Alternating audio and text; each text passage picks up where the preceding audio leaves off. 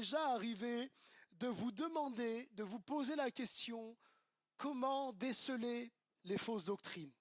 Comment déceler les fausses doctrines et quelle attitude nous devons avoir à l'égard des fausses doctrines? Est-ce que je dois m'opposer aux fausses doctrines? Est-ce que je dois laisser faire et puis me dire, de toute façon, Dieu connaît toutes choses et Dieu saura faire le tri et reconnaître les siens?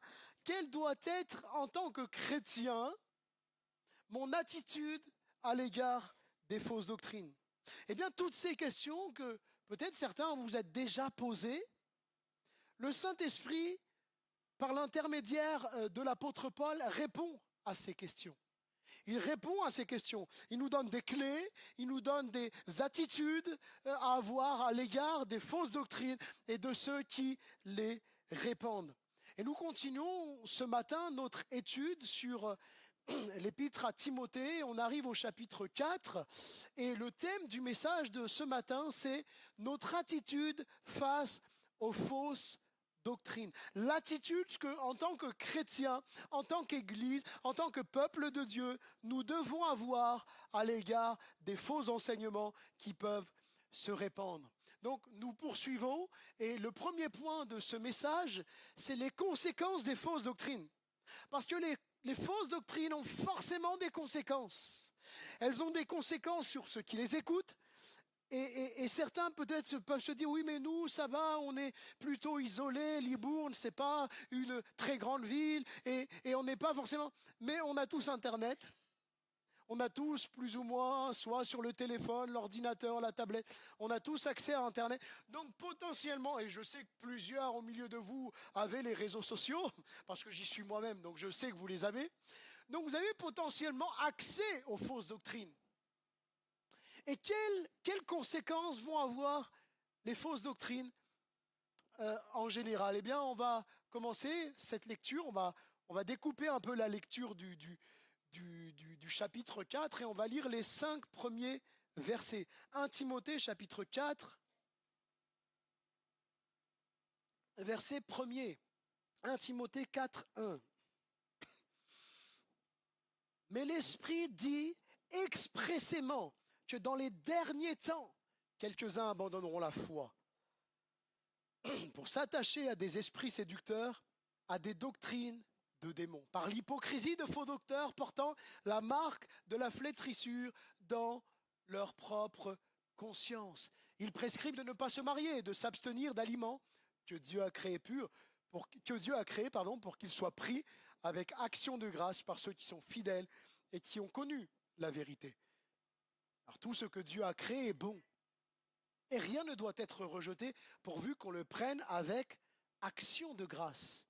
Parce que tout est sanctifié par la parole de Dieu et par la prière. Amen. Donc, la première chose que je veux voir dans ce grand point, c'est que c'est un avertissement du Saint-Esprit. Un avertissement du Saint-Esprit. Il est écrit, l'Esprit dit expressément. Expressément. Qu'est-ce que veut bien pouvoir dire ce mot expressément? Eh bien, ce mot rhétos en grec désigne une déclaration formelle, explicite, excluant toute incertitude. Il n'y a pas d'incertitude possible, c'est certain. On pourrait le traduire par l'Esprit dit formellement, l'Esprit dit certainement, avec certitude. On pourrait le traduire par oui, effectivement, l'Esprit dit clairement, l'Esprit dit formellement. Il s'agit d'une parole certaine, sûre, qui vient du Seigneur et qui mérite toute notre attention. Qui mérite toute notre attention. C'est un avertissement que le Seigneur donne à l'égard des fausses doctrines. Le Saint-Esprit nous dit, voilà, dans les derniers temps, voilà ce qui se passe. C'est un avertissement du Saint-Esprit. Il y a une question à laquelle nous devons nous poser, c'est en quel temps sommes-nous? En quel temps sommes-nous? Il est écrit dans les derniers temps. Alors, je ne sais pas quelle est votre définition des derniers temps. Il est important de connaître les temps dans lesquels nous vivons. Parce que ça va agir sur nous, sur la façon dont nous allons prier. Peut-être ça va nous amener à redoubler dans la prière. En tout cas, c'est important de savoir en quel temps nous sommes. Le matin, quand vous vous levez, mettez votre alarme peut-être pour vous réveiller si vous votre horloge biologique ne vous réveille pas à une heure définie, mettez une alarme, et puis à un moment dans la journée, vous vous dites en quel jour sommes-nous? Ou alors, en tout cas, vous le vérifiez. Naturellement, on a besoin de savoir, on a besoin de repères. On a besoin de repères temporels, savoir où est-ce que nous nous trouvons dans le temps. Et peut-être pour certains, dans les derniers temps, ça vous semble très lointain. Dans des années, au moment où l'Antichrist va venir et va régner sur terre, ça sera les derniers temps. Eh bien, on va voir ce que la Bible dit sur les derniers temps.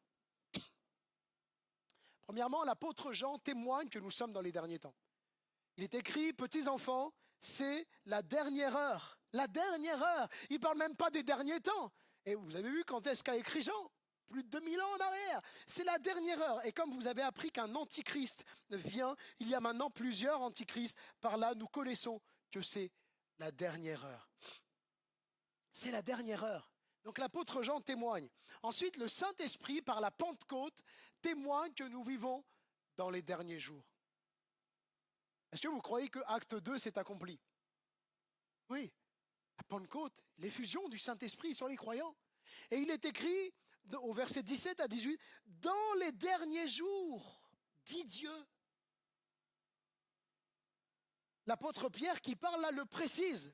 C'est Dieu qui dit, « Dans les derniers jours, je répandrai de mon esprit sur toute chair. Vos fils et vos filles prophétiseront, vos jeunes gens auront des sons et vos vieillards auront des visions, et vos vieillards auront des sons. » Dans les derniers jours, 2000 ans en arrière. Et puis, la première venue de Jésus annonce les temps de la fin. Hébreux chapitre 1er verset 2. Dieu, dans ces derniers temps, nous a parlé par le Fils. Un autre texte très intéressant, 1 Pierre chapitre 1 verset 19 à 20. Par le précieux sang de Christ, comme d'un agneau sans défaut et sans tache, prédestiné avant la fondation du monde, et manifesté à la fin des temps, à cause de vous. En fait, à partir du moment où Jésus s'incarne, vient sur terre, on est dans les temps de la fin. On est dans les derniers temps. En fait, la période entre sa première venue et sa seconde venue désigne les derniers temps. Nous sommes dans les temps de la fin. Donc ce n'est pas un avertissement lointain que l'Esprit donne. L'Esprit nous donne l'avertissement pour aujourd'hui. Aujourd'hui, nous sommes dans les derniers temps. Et on le voit, plus on avance dans les jours, dans les mois, dans les années, on voit que les fausses doctrines augmentent, que plusieurs se détachent de ce qu'on pensait être des chrétiens et vont se tourner vers ces faux docteurs, ces faux enseignants. Le Covid a été un agent révélateur où les faux docteurs ont sorti leurs vrais vêtements. Ils étaient déguisés en brebis, ils sont devenus des loups. Et là, ils ont commencé à répandre leur enseignement plus librement quand les gens étaient confinés derrière leur écran. Donc on est dans les derniers temps, c'est une réalité. Nous sommes donc dans ces derniers temps évoqués dans ce chapitre. Donc on a vu un avertissement du Saint-Esprit, on a vu les temps dans lesquels nous vivons, et puis nous allons voir maintenant la fausse foi démasquée par les fausses doctrines. Ça peut sembler bizarre, n'est-ce pas? Vous dites, mais comment Dieu peut-il se servir de fausses doctrines pour agir? Dieu ne pêche pas. Vous êtes d'accord avec ça, que Dieu ne pêchera jamais. Il ne peut pas pécher. C'est contre sa nature. C'est pas qu'il ne peut pas. À Dieu, tout est possible, mais il ne fera jamais quelque chose qui soit contre sa nature. Parce que c'est sa nature. Il est pur, il est parfait. Il ne pêche pas. Dieu n'est pas l'auteur des fausses doctrines. Mais parfois, Dieu peut utiliser quelque chose qui semble mauvais pour permettre que des choses soient mises en lumière. Et les fausses doctrines vont permettre de démasquer la fausse foi. Et nous allons le voir en quoi. Quelques-uns abandonneront la foi pour s'attacher à des esprits séducteurs, à des doctrines de démons. La fausse foi déguisée. Matthieu chapitre 7, c'est écrit d'abord, avant d'aller sur Matthieu 7, il est écrit au verset 1, quelques-uns abandonneront la foi pour s'attacher à des doctrines à des esprits séducteurs, à des doctrines de démons. Et la question, nous pouvons nous poser légitimement, mais de quelle foi s'agit-il? Alors, soit on essaye de tordre le texte, etc., de se mettre des nœuds à la tête. Si c'était une fausse foi, non déguisée, c'est carrément, eh bien, l'apôtre Paul dirait, certains abandonneront leur foi ou une forme de foi. Mais il dit, certains abandonneront la foi. Qu'est-ce que nous devons entendre? À première vue, il semble que ces gens aient été des vrais chrétiens et eu la vraie foi, parce qu'il est dit qu'ils abandonneront la foi, pas une forme de foi, pas une religion, la foi. Seulement, il est important de souligner que ce n'est pas parce que quelqu'un dit « j'ai la foi en Jésus » qu'il est vraiment chrétien. Ce n'est pas parce que quelqu'un vit dans une religion même évangélique qu'il est vraiment né de nouveau. Et j'ai même envie de vous dire qu'avec toutes ces pratiques qui se sont répandues dans les milieux évangéliques, au lieu de dire aux gens « repens-toi », on lui dit « lève ta main si tu veux accepter Jésus dans ton petit cœur ». Mais ce n'est pas Jésus, viens dans mon petit cœur, s'il te plaît, qui sauve le perdu. C'est quand il se repent de ses péchés, qu'il demande pardon à Jésus et qu'il se tourne vers Christ. Et vu que la prédication de la repentance se perd, on n'a pas été étonné que des gens paraissent avoir la foi, adhèrent peut-être à un credo, à une église évangélique, mais derrière, il n'y a rien. Bien sûr, c'est Dieu qui lit dans les cœurs. Hein. Mais ce n'est pas parce que quelqu'un se dit « je suis chrétien » qu'il l'est vraiment. Et on arrive sur Matthieu chapitre 7, versets 22 et 23. Plusieurs me diront, c'est Jésus qui parle, Jésus fait la démonstration de ceux qui avaient la foi, enfin qui disaient avoir la foi. Plusieurs me diront, parce qu'il faut faire attention, Jésus, on va le voir, le texte ensemble, il s'affiche, plusieurs me diront en ce jour, Seigneur, Seigneur, n'avons-nous pas prophétisé par ton nom? N'avons-nous pas chassé des démons par ton nom? Et n'avons-nous pas fait beaucoup de miracles par ton nom? Et là, peut-être qu'il y a des gens qui vont vous dire, Alléluia, il y a des miracles, il y a des guérisons, c'est super, c'est extraordinaire. C'est pas parce que toujours là où il y a des miracles que Jésus y est. Hein. Quand, à partir du moment où quelqu'un prie au nom de Jésus pour une guérison et que Jésus intervient, pas de souci. Mais ça ne veut pas dire que Dieu légitime la vie de la personne qui a prié. Hein. Si elle vit dans le péché, qu'elle a fait n'importe quoi, qu'elle n'est pas née de nouveau. Et Jésus va dire, regardez ce qu'il va dire. Alors je leur dirai ouvertement, je ne vous ai jamais connu. Et ça, c'est quelque chose qui est aussi rassurant pour celui qui est né de nouveau. Parce qu'il sait qu'il est connu de Dieu. Il vit quelque chose. Il ne peut pas l'expliquer, mais il vit quelque chose. Jésus ne dit pas, je vous ai connu, puis j'ai arrêté de vous connaître, puis à un moment vous êtes revenu un peu à moi, donc je vous ai à nouveau connu, et puis je ne vous ai plus connu. Il dit, je ne vous ai jamais connu. C'est-à-dire que ces gens faisaient des miracles au nom de Jésus. Faisons attention. Ce n'est pas parce que quelqu'un se revendique du nom de Jésus qu'il est connu de Jésus. Ce n'est pas parce qu'il y a du fruit que les gens sont guéris, que forcément les gens par lesquels Dieu intervient, vous savez, Dieu a été, excusez-moi, Dieu a été capable de parler par un âne. Il s'est servi d'un âne. Des fois, je me dis, Seigneur, tu te sers encore des ânes pour parler. Je parle de moi, je ne parle pas de vous. C'est pas parce qu'une personne dit guérir au nom de Jésus qu'elle appartient à Jésus. Vous savez, ces gens qui vont venir et qui vont vouloir chasser un démon et qui vont dire au nom de Jésus que Paul prêche. Les démons vont dire nous on connaît Jésus, on sait c'est qui Jésus. Paul, on sait c'est qui aussi, mais vous on vous connaît pas vous. Et ils vont se faire dépouiller. Faisons attention parce que c'est vrai qu'il fut un temps, on frôlait presque la superstition. À partir du moment où dans une réunion, il y a le nom de Jésus, ça veut dire que Jésus, il est là. Hein, il le dit, 2 ou 3 en mon nom s'assemblent, etc. Et on a mis des trucs. Mais aujourd'hui, les faux prophètes se servent du nom de Jésus pour répandre leurs fausses doctrines. Et Jésus dit, je ne vous ai jamais connu. La fausse foi déguisée. Il disait avoir la foi, mais n'était pas connu du Seigneur. Jésus dit, je ne vous ai jamais connu. L'apôtre Paul parlera de ceux qui ont l'apparence de la piété. Il y a une apparence, ça ressemble à un chrétien, ça parle comme un chrétien, ça chante comme un chrétien, ça agit comme un chrétien, mais ce n'est pas un chrétien. Un jour ou l'autre, les œuvres sont mises en lumière. Un jour ou l'autre, le naturel ressort au galop. Mais il avait été baptisé, mais il parlait en langue. Eh, frère, nous on est des pentecôtistes, il parlait en langue celui-là. Il est obligé d'être né de nouveau, c'est pas possible.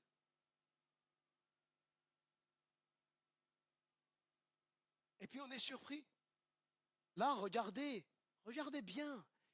Regardez ces hommes-là, ils ne ressemblent pas à des bons pentecôtistes. Ils ont fait des miracles, ils ont prophétisé. Ah, ils ont exercé des dons spirituels. Jésus ne dit pas que c'était faux. Jésus ne dit pas qu'il n'a pas agi par ces gens-là. La seule chose qu'il dit, c'est que ces gens, il ne les a jamais connus. Ils n'étaient pas nés de nouveau. Ils avaient l'apparence de la piété, mais intérieurement, ils ont renié ce qu'en fait la force.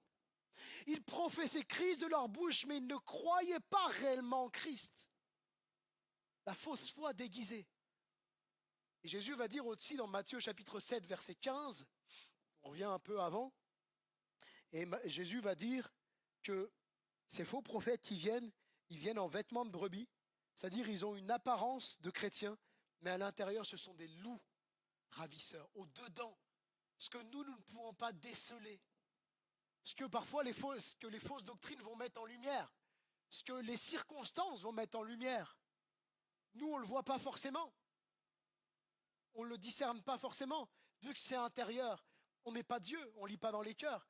Mais Dieu, lui, vous ne croyez pas qu'il sait lire dans les cœurs? Vous ne croyez pas qu'il ne lit pas dans les cœurs?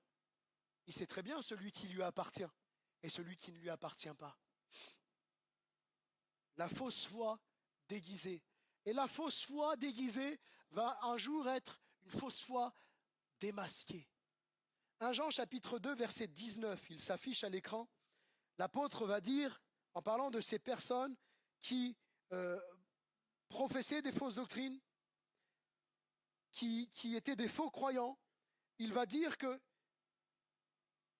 ils sont sortis du milieu de nous, mais ils n'étaient pas des nôtres. Ah, ils n'étaient pas des nôtres. Car s'ils eussent été des nôtres, ils seraient demeurés avec nous. Si ça avait été de véritables chrétiens, ils n'auraient pas abandonné la foi. C'est ça qu'est en train de dire Jean. Mais cela est arrivé afin qu'il fût manifeste que tous ne sont pas des nôtres.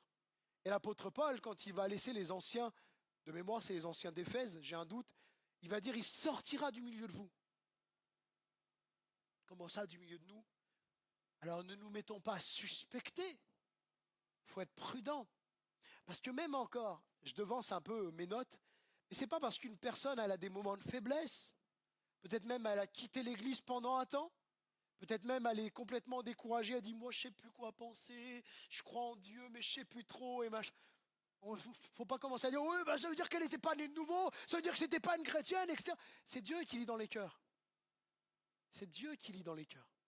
Donc il faut être vraiment vigilant parce que qu'est-ce que vous en savez, même si une personne qui s'est éloignée, sur la fin de sa vie, elle ne va pas revenir à Dieu. Qu'est-ce que vous en savez? Dieu est tout-puissant et il sait ramener ses enfants à lui. Quand une brebis s'égare, qu'est-ce que fait le Seigneur? Il reste assis sur sa chaise confortablement? Il ne bouge pas puis il dit, bon, ben, on verra si c'est vraiment un enfant de Dieu, elle reviendra. Et si elle n'est pas enfant de Dieu, elle ne reviendra pas. Dieu n'agit pas comme ça.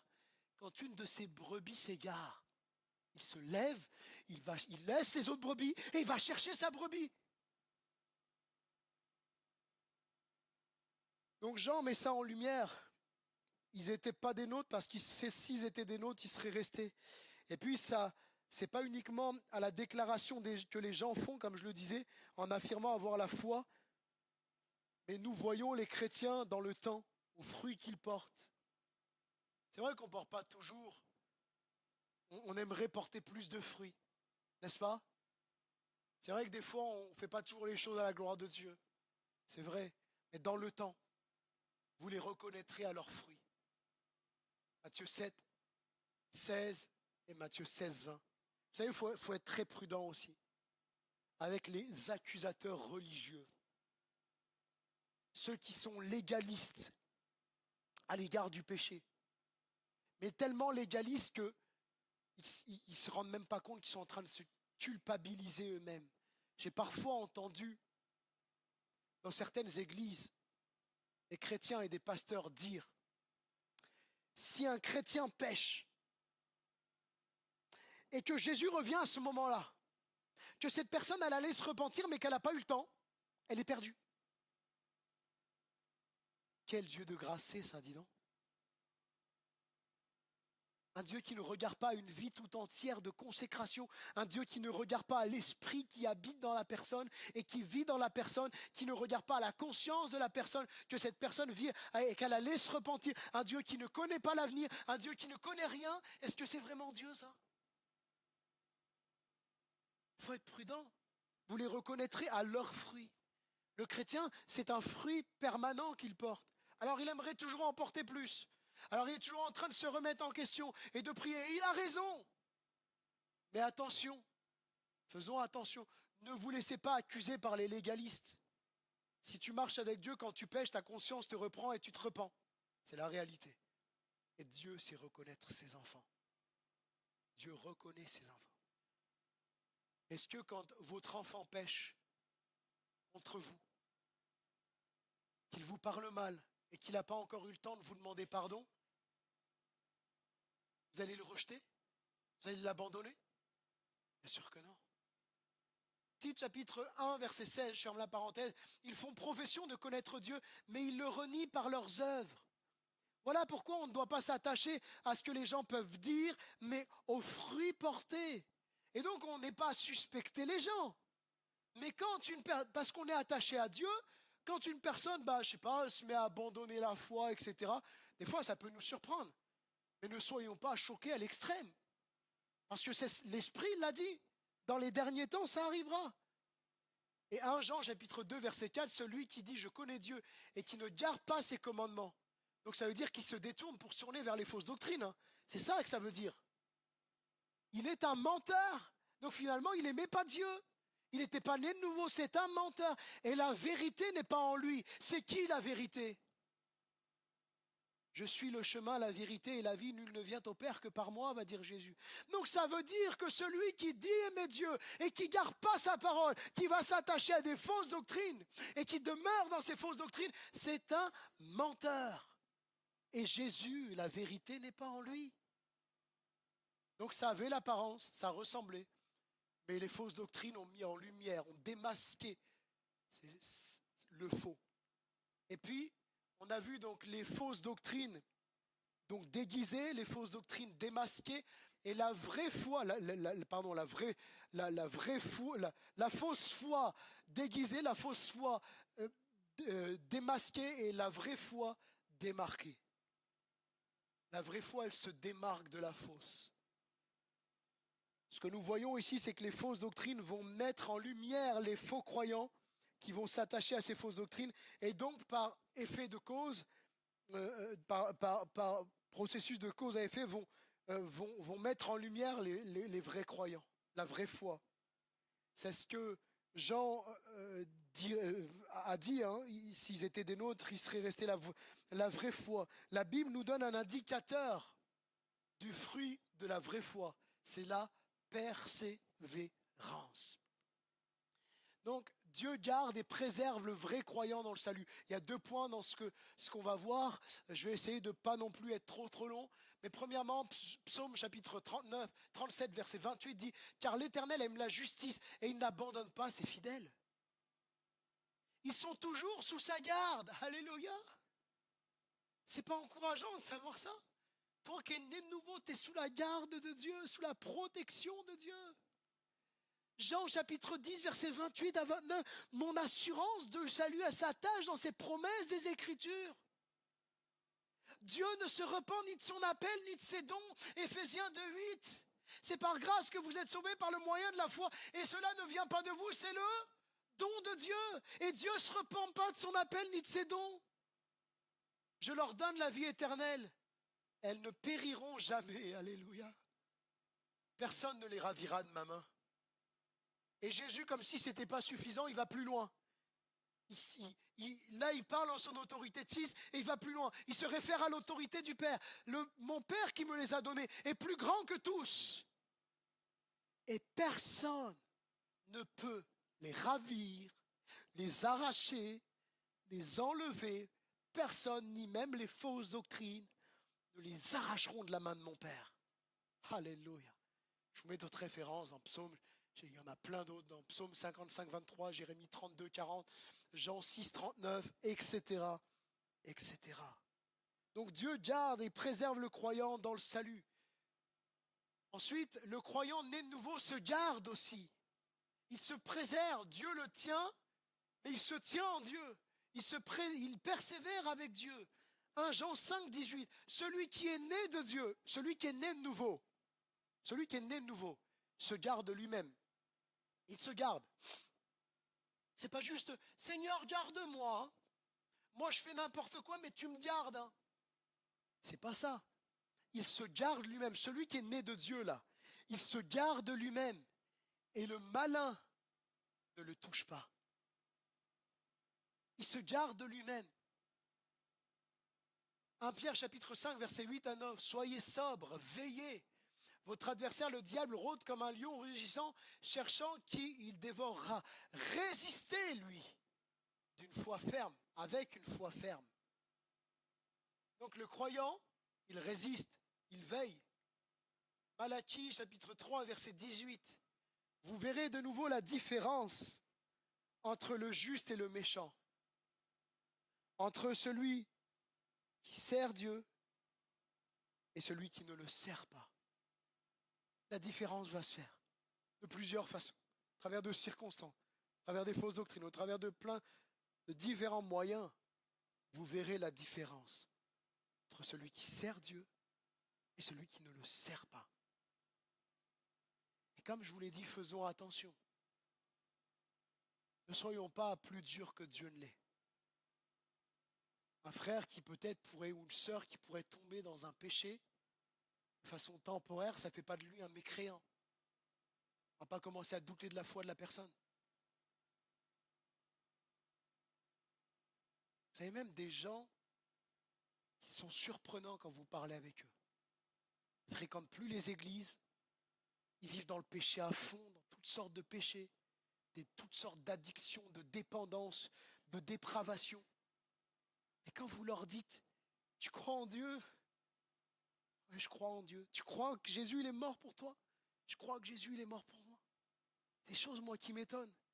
Et des gens qui abandonnent l'église, etc. Vous parlez avec eux, ils ont une vie très correcte, très convenable. Et vous dites, tu croyais en Dieu? Ah non, je suis à l'époque, quand je me suis fait baptiser, je l'ai fait pour telle personne. Je l'ai fait pour telle raison. Non, je ne croyais pas vraiment en Dieu. Non, non, non, moi, je ne crois pas en Dieu. Hein. Je ne crois absolument pas en Dieu. Vous voyez la différence entre les deux personnes qui se sont éloignées là? Il y en a un, il est mal dans son bourbier, mais il n'arrive pas à s'en sortir avec cette chair. Et il se débat, il se débat, il se débat. Bien sûr, il faut l'encourager à sortir de son péché. Hein. Mais il ne faut pas l'accabler, l'écraser à coups de pied en lui disant espèce de mécréanté. Il faut lui dire mais rapproche-toi à nouveau de Dieu. Laisse pas le péché te vaincre. Dieu, il t'attend dans sa présence. Viens, viens avec moi, on va prier ensemble. La vraie foi démarquée. Je continue parce que sinon, vous allez manger à 14 heures. Les critères des fausses doctrines. Premièrement, les fausses doctrines, elles sont séduisantes, elles sont trompeuses. Pour s'attacher à des esprits séducteurs. Elles sont trompeuses, elles sont séduisantes. Il y a quelque chose d'attrayant. Il y a quelque chose qui donne envie d'écouter. C'est pas des. Faut arrêter de concevoir les faux docteurs, les faux pasteurs comme des personnes laides, des personnes qui ne sont pas attrayantes. Quand elles parlent, on n'a pas envie de les écouter. Ça, c'est plus souvent nous, les chrétiens, et nous. Hein, la Bible, elle dit, voilà, on est quelque part les déchets de ce monde. Hein, c'est ce que la Bible, elle dit. Hein. Mais les faux docteurs, les faux enseignants, ils sont attrayants. Les fausses doctrines, vous savez, il faut qu'il y ait du vrai. S'il n'y a pas du vrai, on ne va pas les écouter. Attendez, quel chrétien irait écouter quelqu'un qui dit, un pasteur qui dit, je ne crois pas que Jésus est Dieu. Je ne crois pas dans la Trinité. Tiens, d'ailleurs, au passage, j'ai entendu un orateur mondialement qui a été invité partout, qui aujourd'hui se met à renier la Trinité. Ça laisse perplexe, plus que perplexe. C'est triste, c'est décevant. Et je me demande pourquoi tous ces fidèles restent. C'est autre chose. pour qu'une fausse doctrine soit acceptée, il faut qu'elle soit déguisée. C'est subtil. Une phrase au début, un mot, et puis répéter, cette phrase est répétée, et puis ça se répète, et puis, vous voyez, mais au début c'est subtil. Le nombre de personnes qui m'ont dit, moi, excusez-moi, je le fais rarement de donner des noms, je le fais rarement. Et le nombre de personnes qui disent, ah moi tu sais, il n'y a personne ici qui m'a dit ça, hein, donc je vise personne. Ah moi tu sais, moi j'aime bien écouter Joyce Meyer. Ah tu sais, elle a un beau témoin, mais elle prêche la prospérité, elle a prêché tout un tas de fausses doctrines. Elle a écrit un moment sur son site internet que tu peux commander des choses à Dieu et il le fait. Ah mais moi j'aime bien, mais à un moment si on n'analyse pas et qu'on prend simplement ce qui nous intéresse. Mais à un moment quand il y a de la pourriture dans un plat, personne ne va aller manger à ce plat-là. Moi je préfère juste garder nos Bibles et puis on lit nos Bibles et on se contente de ça. Hein. S'il y a de la pourriture dans un plat, je ne sais pas vous, mais moi, si je sors par exemple un fromage, je n'ai pas fait attention, il est resté au fond du frigo, ça nous arrive rarement, nos enfants sont des bons mangeurs, mais il n'y a pas que les enfants au passage, je ne parle pas de ma femme, je parle bien de moi. Il y a un fromage qui se trouve au fond là, puis je sens le fromage. Je vois qu'il n'est pas bon, il sent pas bon, il a un aspect pas bon, le gruyère commence à être un peu vert et tout. Et mon fils me dit, papa, je veux du gruyère. Ou ma fille me dit, papa, je veux du gruyère. C'est plus mon fils, ouais, je veux du gruyère. Je sais quoi, je vais lui donner ce gruyère pourri là. Je dis, bon, je commençais à trier. Celui-là, il est vert, non. Celui-là, il est blanc, oui. Celui-là, mais non, on sait très bien que la pourriture, elle a infesté complètement tous les mentales, donc je vais tout jeter. Mais par contre, pour les fausses doctrines, on dit non, mais tu sais, Paul, il a quand même dit prenez ce qui est bon et abstenez-vous de toute forme de mal. Il a parlé concernant les prophéties dans le cadre de l'Église. Il ne parlait pas des fausses doctrines. Il nous faut vraiment être vigilants. C'est séducteur, c'est attirant, c'est attrayant. Il y a du vrai, il y a de la Bible, il y a de la doctrine biblique. Oh, qu'est-ce qu'il est en train de dire? Eh oui, dans les fausses doctrines, il y a de la doctrine biblique. Sinon, ça ne serait pas avalé aussi facilement. Il n'y aurait pas de tant de amen sur les réseaux sociaux. Je dis souvent avec humour, j'ai l'impression que là, sur leur clavier, ils ont une touche amen. Et dès qu'il y a une vidéo qui les intéresse, amen. Hop, amen. Hop, amen. C'est séduisant. C'est inspiré par des démons. Ne nous y trompons pas. La source est démoniaque. La source est démoniaque. Ceux qui enseignent n'en sont même pas conscients. Peut-être certains n'en sont même pas conscients. Mais derrière, il y a une inspiration. Tout ce qui n'est pas inspiré de Dieu est inspiré des démons. Toute doctrine qui n'est pas inspirée de la parole de Dieu, de son esprit, est inspirée par des démons. C'est important de le souligner. D'ailleurs, dès le début, l'apôtre ne dit pas, il n'est pas dit que les gens abandonneront la foi pour s'attacher à des fausses doctrines. Il dit pour s'attacher à des esprits séducteurs. Réalisons, frères et sœurs, que c'est spirituel. On n'a pas à lutter contre la chair et le sang. Oui, j'ai donné un nom, je pourrais vous en donner d'autres, hein, des noms, comme ça. J'aime pas faire ça, mais parce que des fois, ça s'est tellement répandu, bon, un peu moins maintenant, mais il ne faut pas se leurrer derrière tous ces gens. On ne va pas commencer à les combattre, ces gens-là. Quelle perte de temps. On n'a pas à lutter contre la chair et le sang, mais c'est contre les puissances des ténèbres qui aveuglent les gens. Et nous, en tant que chrétiens, il y a deux choses à faire. Prier, combattre, et puis dénoncer. Eh oui, dénoncer. Je continue inspiré par des démons, c'est spirituel. Ne nous trompons pas de combat, c'est spirituel. Des doctrines enseignées par de faux enseignants. C'est écrit par l'hypocrisie de faux docteurs. L'hypocrisie de faux docteurs. Je m'arrête quelques instants. Faux docteur, signifie littéralement parler faussement, enseigner faussement, parler avec mensonge.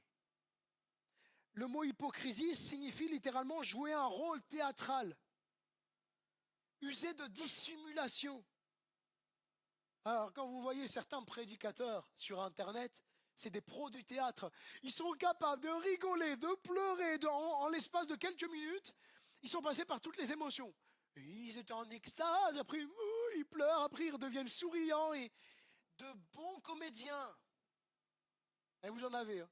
Je ne vais pas citer des noms, mais je suis sûr que vous avez des noms en tête de personnes, vous avez vu, des pasteurs là, qui prêchent des fausses doctrines, et c'est des bons comédiens. Donc ça passe, ils sont attrayants. Ils font beaucoup de vues sur Internet. Ça passe. Eh oui, ils arrivent à captiver les gens. Ils ont un aura pour captiver les gens. C'est attrayant. Mais vous savez, le terme portant la marque de la flétrissure, plus littéralement, c'est marqué au fer rouge. D'ailleurs, beaucoup de traductions l'ont traduit ainsi. Peut-être même dans vos traductions, si vous avez pris vos Bibles, c'est peut-être écrit marqué au fer rouge.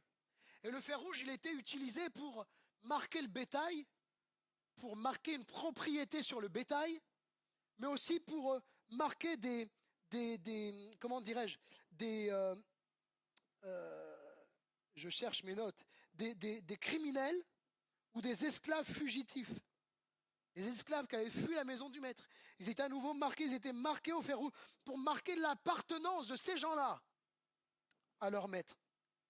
Ainsi, les apostats, les faux pasteurs, les faux prophètes, que Jean appelle des menteurs, portent au plus profond d'eux-mêmes les stigmates indélébiles de leur maître, c'est-à-dire le diable. Ils sont marqués au fer rouge. De telle sorte que si vous débattez avec eux, parce que je crois qu'il faut réfuter les fausses doctrines. Moi, demain, quelqu'un qui prêche des fausses doctrines veut débattre avec moi, pas de souci. Je vais me préparer dans la prière. Le sujet qu'il voudra traiter, on va le traiter et on va le traiter en profondeur. J'ai pas de souci avec ça. Mais vous les convaincrez pas. Ils sont marqués au fer rouge. Ce sont des doctrines contraires à la saine doctrine. Paul, il va souligner quelques comment dirais-je, aspects qui étaient enseignés à Éphèse. Hein, c'est une liste non exhaustive. Il va commencer par parler de l'interdiction de se marier. Ils interdisent de se marier. Est-ce que vous savez que cette interdiction touche directement à une institution de Dieu? Genèse chapitre 2, versets 18, 22 et 24, c'est Dieu qui institue le mariage. C'est Dieu qui va constater qu'il n'est pas bon que l'homme soit seul. C'est Dieu qui va créer la femme. Et c'est Dieu qui va amener la femme vers l'homme.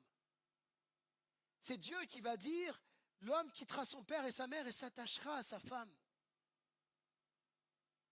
Donc c'est une institution de Dieu. Et les fausses doctrines, elles ont pour but d'aller toucher aux ordres de Dieu, à l'institution de Dieu.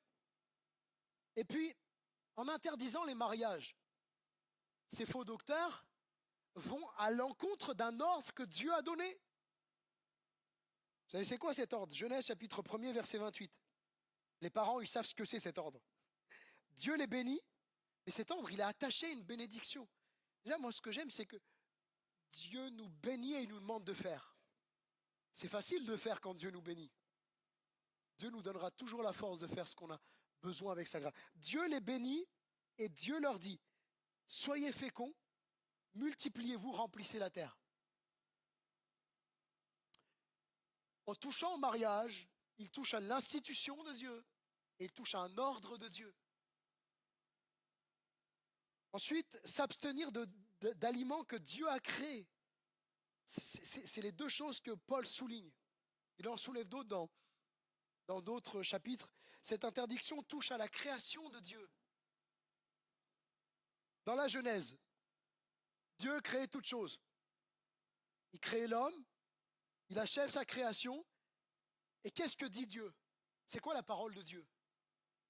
Dieu vit que cela était... Non, vous avez oublié quelque chose. Très bon. Au début, il dit bon, cela était bon, cela était bon. Et à la fin, il dit cela était très bon. Et Paul dénonce ça en disant, ils sont en train de dire, en disant de s'abstenir d'aliments que Dieu a créés, ils sont en train de dire que ce que Dieu a créé n'est pas vraiment bon. Que ce que Dieu a créé n'est pas vraiment bien au final. Et Paul va mettre en avant et va réaffirmer la saine doctrine en disant que tout aliment a été créé par Dieu pour que les croyants les prennent avec action de grâce, en bénissant Dieu pour la nourriture qu'il nous donne. Que tout ce que Dieu a créé est bon et que rien ne doit être rejeté et que tout est sanctifié par la parole de Dieu et par la prière. Vous savez, c'est ce que je me dis quand je vois reportage sur reportage On nous parle que dans le pain, dans les pâtes, dans le riz, il y a du cadmium et il y a des trucs toxiques, etc. Je me dis, Seigneur, comment on va faire alors? On arrête de manger? Il y en a partout, dans les légumes, dans les salades, partout. Qu'est-ce qu'on fait alors? On va arrêter d'en manger? Je dis, écoute, Seigneur, tout est sanctifié par la parole et par la prière. Et puis toi, tu nous gardes. Hein. Combien de dangers Dieu nous a gardés, n'est-ce pas? Heureusement, parce que si on s'appuie simplement sur l'industrie agroalimentaire et qu'on veut leur faire confiance, je pense que vaut mieux faire confiance au Seigneur, hein, n'est-ce pas? Allez, j'avance. Le remède contre les fausses doctrines. On va lire à partir du verset 7. Repousse les contes profanes absurdes. Exerce-toi à la piété, car l'exercice corporel est utile à peu de choses, tandis que la piété est utile à tout. Elle a la promesse, donc la piété a la promesse de la vie présente et de celle à venir. C'est là une parole certaine et entièrement digne d'être reçue. Nous travaillons en effet et nous combattons parce que nous mettons notre espérance dans le Dieu vivant, qui est le sauveur de tous les hommes, surtout des croyants. Donc, on va voir que notre attitude, le remède face aux fausses doctrines, c'est premièrement de repousser le faux. Repousse les contes profanes et absurdes. Ce que Dieu nous demande, c'est de ne laisser aucune porte d'accès aux fausses doctrines, de les repousser, de les écarter fermement. Le dictionnaire Bailly, concernant le mot repousser, dit de refuser l'invitation. Refuser l'invitation. Moi, je connais des chrétiens qui ont été invités, c'est pas ici, hein, qui ont été invités dans des églises où la prospérité est prêchée, où on chasse les démons chez tous les chrétiens, comme si les chrétiens pouvaient être possédés. Et c'est quelqu'un de proche de cette chrétienne qui l'avait invité. Elle dit, désolé, je refuse l'invitation, je ne vais pas là-bas, moi je connais trop bien ces choses-là. Je ne vais pas là-bas. Refuser l'invitation, repousser les fausses doctrines. Ensuite, mettre toute notre énergie à la piété. Ah, souvent, certains, pour se conforter dans leur ventre qui s'arrondit, vont dire l'exercice corporel est utile à peu de choses. Ça, on l'avait retenu. Je l'ai retenu, moi, vous avez vu. Exerce-toi la piété, car l'exercice corporel est utile à peu de choses. Non pas à rien, à peu de choses. Et en fait, il faut savoir que Paul fait ici une analogie entre la piété et la vie sportive. En fait, le mot exercer, c'est, je ne sais pas si je vais bien le prononcer, en plus je ne me suis même pas mis phonétiquement, euh, gymnazo, c'est ça Daniel, gymnazo?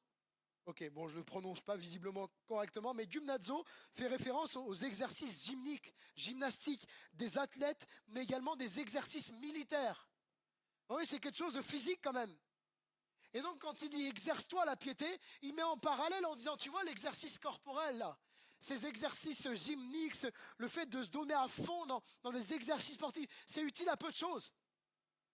C'est utile à peu de choses. Mais par contre, la piété, si tu t'exerces à la piété, si tu mets toute ton énergie, si tu consacres toute ta vie à la piété, à adorer Dieu, parce que c'est ça la piété, c'est un amour filial, littéralement, c'est un amour filial entre un père et son fils. Si tu vénères Dieu de tout ton cœur, si tu adores Dieu de tout ton cœur, si tu mets tout ton cœur, toute ton énergie, eh bien là, ça c'est utile à tout.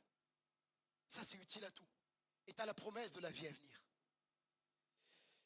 C'est vraiment important de réaliser ça. C'est vraiment quelque chose.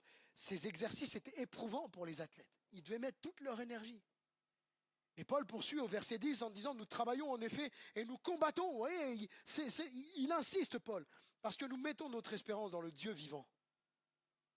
Parce que notre espérance, notre foi est en Dieu, alors nous allons travailler, nous allons combattre. On ne combat pas pour être sauvé, mais c'est parce qu'on est sauvé qu'on combat. Vous voyez, c'est différent. Il faut que tu persévères, sinon tu vas être perdu. C'est pas ça que Dieu dit. Dieu dit, c'est parce que tu es sauvé que tu vas persévérer. C'est parce que tu es sauvé que je te demande de persévérer. Je ne te dis pas, il faut que tu persévères parce que sinon tu es perdu. Je te dis, persévère mon enfant, parce que tu m'appartiens. Alléluia. Alors, je fais une parenthèse. Qu'est-ce que signifie sauveur de tous les hommes, surtout des croyants? Alors certains ont essayé de faire plein d'interprétations, etc., d'aller tordre le sens.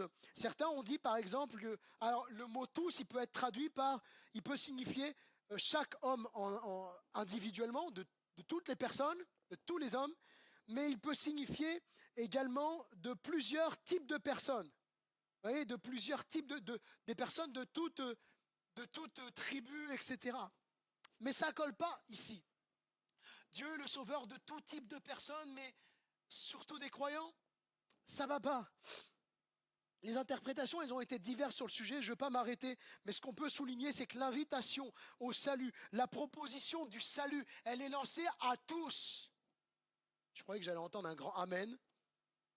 Il y a beaucoup d'appelés, la Bible dit, mais peu d'élus. Il y a beaucoup d'appelés. L'appel de Dieu, il est à tous. C'est écrit que Dieu a tant aimé le monde. Dieu a tant aimé le monde. Donc l'appel du salut, il est à tous. Dieu, sans tenir compte des temps d'ignorance, annonce maintenant à tous les hommes, en tout lieu, qu'ils aient à se repentir. Cependant, son salut n'est effectif que pour les croyants. L'efficacité de son œuvre expiatoire. Il expie les péchés de ceux qui ont placé leur foi en lui. Et bien sûr qu'il connaît de toute éternité, parce qu'il l'a annoncé d'avance. Mettre toute notre énergie à la piété. Je voulais préciser cela sur le sauveur de tous les hommes, mais surtout des croyants. Il est sauveur de tous les hommes dans le sens où son offre de salut, elle est pour tous les hommes. Il le propose à tous les hommes, mais tous ne l'accepteront pas. Donc il est surtout le sauveur des croyants. S'attacher à la parole de Dieu, nourri des paroles de la foi et de la bonne doctrine que tu as exactement suivi jusqu'à ce que je vienne. Applique-toi à la lecture, à l'exhortation. Est-ce que vous connaissez la méthode TRI? Ah, vous ne connaissez pas la méthode TRI? T-R-I. Je vais aller rechercher parce que vous savez, des fois, on entend des gens, ils donnent des anecdotes dans les prédications et tout. Mais moi, j'aime bien vérifier avant d'affirmer quelque chose. Donc, je suis allé chercher. La méthode TRI, c'est la méthode que la plupart des banquiers mondiaux utilisent pour apprendre à connaître le vrai billet. Et ils proposent même des formations à tout le monde là-dessus, sur la méthode TRI, toucher, regarder, incliner. Ils vont tout inspecter sur le billet. L'encre, les filigranes, tous les hologrammes, tout ce qu'il y a dans le billet, la texture, etc. du billet. Ils n'étudient pas le faux billet, ils étudient que le vrai billet. Le jour où ils ont un faux billet entre les mains, en un quart de seconde, façon de parler, ils vont détecter que c'est un faux billet. Parce qu'ils ont pris du temps pour connaître le vrai. Et finalement, c'est ça que Dieu nous demande. De faire la méthode TRI, de s'attacher à la parole de Dieu, de plonger nos regards dans les Écritures, dans la saine doctrine, de telle sorte que quand une fausse doctrine va être prêchée, il va y avoir un signal d'alarme qui va retentir en nous. Bien connaître la vraie doctrine, la parole de Dieu, pour être capable de déceler le faux et pour marcher droitement, efficacement avec le Seigneur. Les responsabilités pastorales face aux fausses doctrines, et je passe rapidement du coup parce que le temps passe, je ne veux pas être trop long et je vois que le temps passe. Donc le texte, en exposant ces choses aux frères, tu seras un bon ministre de Jésus-Christ, nourri des paroles de la foi et de la bonne doctrine que tu as exactement suivie. Repousse les contes profanes et absurdes.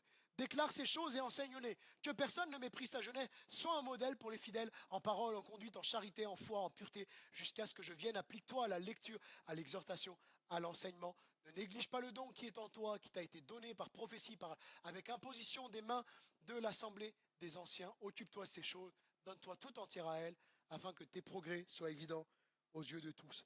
Donc il doit enseigner la parole, enseigne-les, s'appliquer à la lecture de la parole, à l'exhortation. Et en fait, s'appliquer à la lecture, il est parlé de la lecture publique, de lire la Bible, de lire la parole de Dieu publiquement, à l'exhortation, à l'enseignement.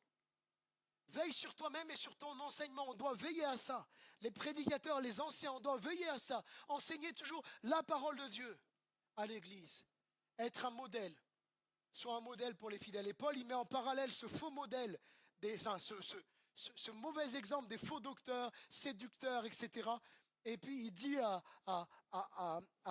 Timothée, mais toi, tu dois être un modèle. Les autres, ils sont pas des modèles en parole. Hein, ils mentent. Ils ne sont pas des modèles en conduite, ils trompent. Ils ne sont pas des modèles en amour, parce que s'ils trompent l'Église, ça veut dire qu'ils n'aiment pas vraiment l'Église. Ils ne sont pas des modèles de foi parce qu'ils renient cette fameuse foi qu'ils professent. Mais ils ne sont pas des modèles en pureté, parce qu'ils prêchent des doctrines impures. Mais toi, sois un modèle en tout cela. Soyons Tes modèles, c'est à cela que le Seigneur est bien sûr pas qu'aux prédicateurs. Je pense que vous l'avez compris, au niveau d'être un modèle, Dieu nous demande d'être des modèles, se consacrer à son ministère. Occupe-toi de ces choses, donne-toi tout entière à elle. C'est important. Il y a plein de services et de ministères dans l'Église. Mais il ne devrait jamais, tout service ne devrait jamais empiéter sur le ministère de la parole. Dénoncer les fausses doctrines et exposer la vérité, la doctrine biblique. En exposant ces choses aux frères, tu seras un bon ministre de Jésus-Christ. Et ça fait réponse à ce que plusieurs fois on m'a déjà dit. Johnny, tu sais, il faudrait arrêter quand même de dénoncer les fausses doctrines sur Internet. Hein. Tu sais, sur Facebook, il y a des inconvertis qui voient ces choses. J'en ai marre d'entendre ces discours. Vous ne croyez pas que les inconvertis les voient les fausses doctrines sur Facebook, vous et ils vont commencer, ils vont s'approcher de Dieu déjà avec des doctrines faussées. Ben heureusement qu'il y a des pasteurs qui sont à l'aise avec les réseaux. Et moi, je bénis Dieu pour ces pasteurs qui prennent position à l'égard des fausses doctrines. Parce que de toute façon, si moi, j'en parle pas, vous êtes sur les réseaux sociaux, vous les voyez, ces choses-là, de toute façon. Et heureusement, Paul va dire de réfuter les contradicteurs. Donc c'est le rôle des prédicateurs, des anciens, de ceux qui sont en responsabilité pastorale, de dénoncer les fausses doctrines. On ne va pas passer notre temps à faire ça, mais il faut le faire quand même, tout en mettant en avant toujours la saine doctrine. Allez, je conclus. C'est vrai en plus, je conclus vraiment. La fidélité au Seigneur et à sa parole nous sauve des hérésies.